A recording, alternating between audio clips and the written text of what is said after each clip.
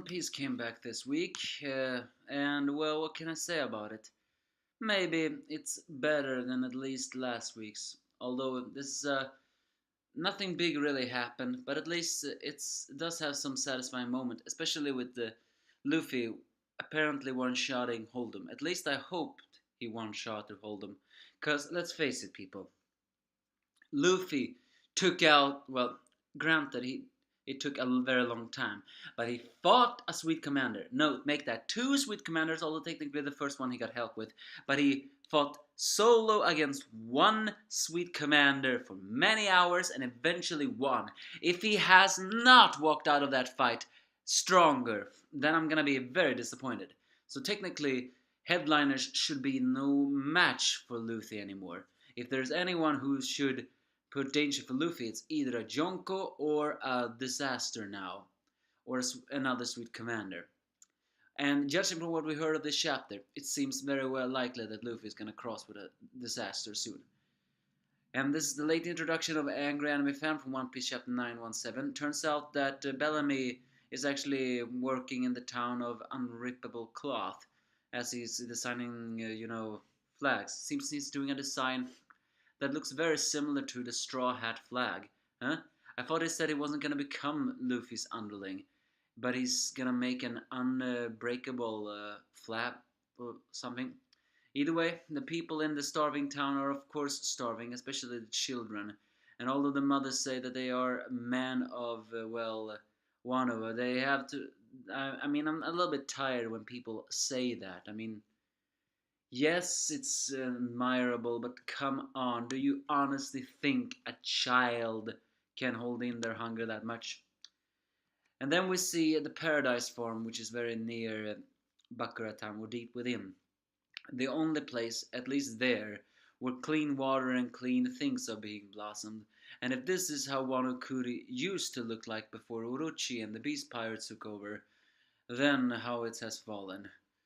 And we see the other headliner, Speed, the one that has been mentioned before. Turns out Speed is a female, and a pretty sexy one at that. The way she is dressed makes me think if she has anything covering her body. Granted, however, it seems that all of the Beast Pirates, even Kaido, seems to share a theme of barbarian clothing, so being very, exposed seems to be their gimmick. But Speed, yeah, she has also an artificial Zoan, a horse smile user. And let me tell you, well, sexy as she looks, it's a very weird design. Basically, from her ass, I guess I say from her ass, a horse body grows out. No, she basically looks like a centaur, like the Punk Hazard centaurs, although the only difference is she seems to look like a real one. A horse back and behind is growing out from her behind, and she has horse like ears, as well as smiles like a horse when she's praising. She even seems to have a 360-degree vision, which a horse also has. At least I presume a horse has that. I haven't ridden a horse in a very long time, so I forgot. Either way, she hears that something is wrong. As Hold'em still holds Tama hostage and begins to brag, he mentions that he has named his lion Kamijiro, and it will snap. It will snap Tama in two if they even dare to approach. So well, as Hold'em just keep on taunting Luffy, he wonders if he's part of the Shutenmaru troop, the Atamaya. Wait, how do you say this word? Atamaya Yama Atamayama thieves. Atamaya. Atamaya or something like that. Wasn't that supposed to be dumbass or something? Atawaridaro or something like that. Shutamaru seems to be a rebel in the Wano Kuri. Do not know if that is a comrade of Kinemon, but anyone who opposes Orochi and the Beast Pirates should be considered an ally. Seems Shotenmaru and his Atamayama thieves have stolen food from the Paradise Town, and well, you know what they do. And so Holden wonders if Luffy and Co are part of that, especially since they knocked out Orochima. And it's here that Kiko says to Luffy to not aggravate Hold'em any further, because people are afraid of Hold'em as he's strong, but they are more afraid of the one who backs up Hold'em. It's also worth noting that we see one picture here of two distinctive Wano Kuri people. The way they look almost makes me suspect if they are important people, but they have arrogant looks, so I'm not so sure. So yeah, it turns out this entire town is in hostage because Hold'em is a headliner that serves Jack. Yes, it's no surprise that Jack is back because he was at the bottom of the ocean and for some strange reason he could breathe underwater. Well, not a strange reason, he is obviously half fishman or full fishman. That's the only logical explanation on why he could breathe underwater. So, and I hate logic, but nowadays One Piece do pulls these logic things every now and again. So Jack, a calamity, also known as a disaster, is backing up Hold'em, meaning that if they create enough stir, Jack, the true ruler of Kuri, will find it out, and that is what people truly fear. Basically, the entire town, as well as the leftover town, is in a hostage situation. Seeing that Jack is one of Kaido's most trusted underlings, a calamity and or a disaster, then of course people cannot oppose him. I mean, Jack fought the Minks 10 days in a row, so of course he is not someone that can be easily beat. However, I think Luffy can fight Jack. He fought the Sweet Commanders and he even fought one Sweet Commander with a bounty higher than Jack. So he should be able to defeat him.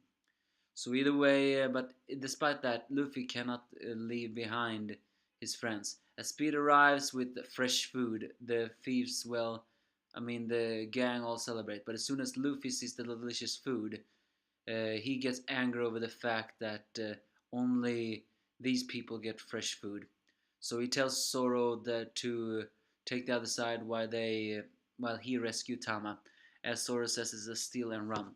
Hawkins finally enters the town as he still tries to call Hold'em. It's pretty satisfying to see Hawkins so nervous because that means he recognizes that Luffy is a threat and a very dangerous one. He's a guy who can see the future. He's probably seeing a future where Luffy is creating his own disaster.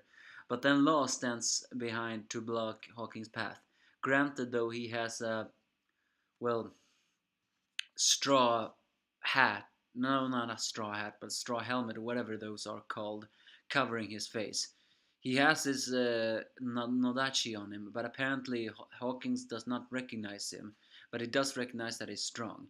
So, and Law himself is saying that since Wano is an isolated country, they're not hearing the news, meaning that Hawkins is probably not hearing that what well what Luffy has done to Big Mom or stuff like that.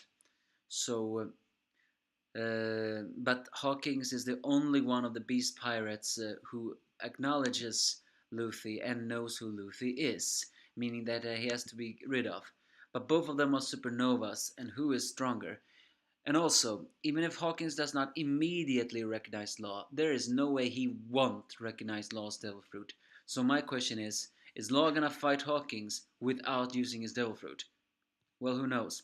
Either way, as Hold'em says that they're gonna be executed, they suddenly grab Kiku. I thought he was a samurai, but that's Oda for you. He never really does that. As Luffy and Luffy and Zoro look at each other, they do their flash steps. I didn't know Zoro could be that fast, but yeah, he is that fast.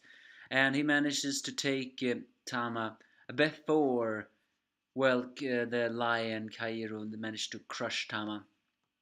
I thought for sure that Law was gonna use his room, but no, it seems Luffy in the end was just too fast. And so is Zoro, slashes the underlings and immediately takes the food and goes to the, well, that dog and that grabs the food and runs away. So, but then as Luffy almost catches up to them, he notices that Tama's cheek is hurt and she mentions that the Hold'em tried to torture her. Knowing that no one hurts his friends, and especially the fact that Tama is a friend to Ace as well, Luffy snaps, drops Tama, and immediately tries to do an attack on Hold'em, who is revealed that his lion somehow can breathe fire. How that makes sense, I have no idea, but granted, these are artificial devil fruits. We do not know their powers yet. So, how, well, who knows? Either way, Hold'em tries to fry Luffy and even tries to fight with his chasing sword, the Karakuri sword. Of course, Luffy is unhurt through the flames because he's Luffy, as he delivers a powerful red hawk at Hold'em and seemingly knocking him out. Because you do not piss off Luffy. A lot of people will criticize this scene because once again Luffy did not listen to reason. And then I say, people, have you read this manga? It's Luffy. He never listens to reason because he listens to his heart. And when his heart takes over his mind, which he did not have any mind, then you cannot reason with him any longer. And when his friends are hurt, he will avenge them. That's Luffy's greatest strength and his greatest flaw. Because now he hurt Hold'em. Will Jack find this out? And will he burn Okuro Town to the ashes? Well, not if Luffy is there. Because again, Luffy fought a sweet commander. He's gotta be powerful enough to at least fight evenly with Jack. I will be upset if he can't. But if Hold'em is knocked out with one shot, I praise that. So yeah, it was better than the first chapters these last 3 weeks, although pacing is still pretty slow. So give me your thoughts if you have any.